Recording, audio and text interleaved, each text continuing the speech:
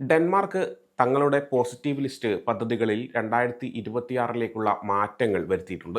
ഈ മാറ്റങ്ങളനുസരിച്ച് ഉയർന്ന യോഗ്യതയുള്ള വിദേശ തൊഴിലാളികൾക്കും വൈദഗ്ധ്യമുള്ള വിദേശ തൊഴിലാളികൾക്കും അർഹതയുള്ള ജോലികളുടെ എണ്ണത്തിൽ ചെറിയ കുറവ് വന്നിട്ടുണ്ട്. ഈ പുതിയ നിയമങ്ങൾ ജനുവരി 1 മുതൽ പ്രാബല്യത്തിൽ വന്നിരിക്കുകയാണ്.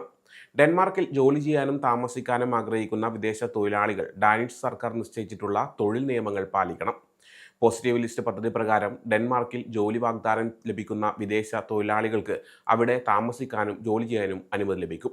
ഡെൻമാർക്കിൽ ജോലി ചെയ്യാൻ താൽപ്പര്യമുള്ള വിദേശ പൗരന്മാർ അവരുടെ യോഗ്യതകൾ ഡാനിഷ് നിയമങ്ങൾക്ക് അനുസരിച്ചുള്ളതാണെന്നും അവരുടെ തൊഴിൽ പരിചയം ലിസ്റ്റിൽ ഉൾപ്പെടുത്തിയിട്ടുള്ള ജോലികളുമായി യോജിക്കുന്നതാണെന്നും ഉറപ്പുവരുത്തണം. ഡെൻമാർക്കിൽ ജോലി വാഗ്ദാനം ലഭിക്കുന്ന വിദേശ തൊഴിലാളികൾക്ക് പോസിറ്റീവ് ലിസ്റ്റ് പദ്ധതി പ്രകാരം അവിടെ താമസിക്കാനും ജോലി ചെയ്യാനും അനുമതി ലഭിക്കും. Danish agency for international recruitment and integration ആണ് ഈ പോസിറ്റീവ് ലിസ്റ്റുകൾ പുതുക്കിയിരിക്കുന്നത്. ഈ മാറ്റങ്ങൾ 2026 ജനുവരി 1 മുതൽ പ്രാബല്യത്തിൽ വന്നു.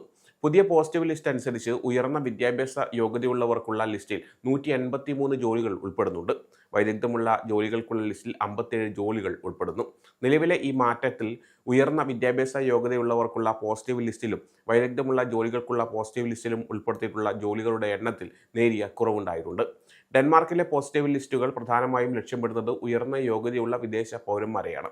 രാജ്യത്ത് തൊഴിലാളികളുടെ കുറവ് നികത്താനും വർക്ക് പെർമിറ്റ് ലഭിക്കാനുള്ള സാധ്യത വർദ്ധിപ്പിക്കാനുമാണ് ഇത് ലക്ഷ്യമിടുന്നത്.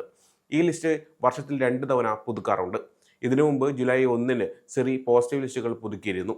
അന്ന് ഉയർന്ന വിദ്യാഭ്യാസ യോഗ്യതയുള്ളവർക്കുള്ള ലിസ്റ്റിൽ 190 ജോലികളും വൈദഗ്ധ്യമുള്ള ജോലികൾക്കുള്ള ലിസ്റ്റിൽ 65 ജോലികളും ഉൾപ്പെട്ടിരുന്നു. ജൂലൈയിലെ പുതുക്കലിൽ ഉയർന്ന വിദ്യാഭ്യാസ യോഗ്യതയുള്ളവർക്കുള്ള പോസിറ്റീവ് ലിസ്റ്റിൽ കൂടുതൽ ജോലികൾ ചേർത്തിരുന്നു.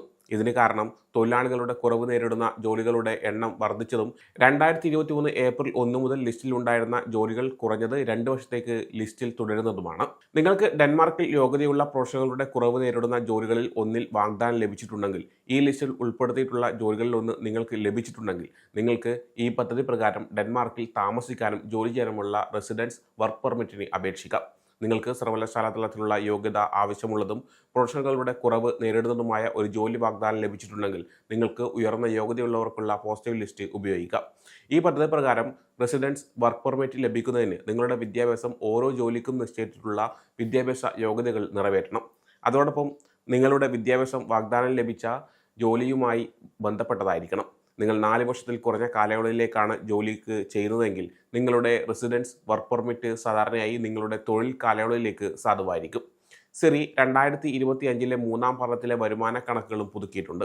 ഇത് 2026 ജനുവരി 1 മുതൽ വിദേശ തൊഴിലാളികൾ സമർപ്പിക്കുന്ന അപേക്ഷകൾക്ക് ബാധകമാകും. തൊഴിൽ ബന്ധം കൂട്ടായ കരാറിന് കീഴിൽ വരാത്ത സാഹചര്യങ്ങളിലും തൊഴിലുടമ സംഘടനകളിൽ അംഗമല്ലാത്ത സാഹചര്യങ്ങളിലും ശമ്പളം ഡാനിഷ് നിലവാരത്തിന് തുല്യമാണോ എന്ന് സിറി വിലയിരുത്തും. ഇത് ഏകദേശം 74,958 ഡാനിഷ് ക്രോൺ വരെയായിരിക്കാം. സമയം മലയാളം വാർത്തകൾ ഇനി ടൈംസ് ഓഫ് ഇന്ത്യ സൂപ്പർ ആപ്പിലും.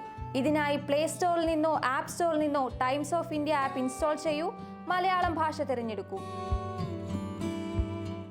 വാർത്തകൾ ആസ്വദിക്കാം. എല്ലാം ഇനി സമയത്തിൽ.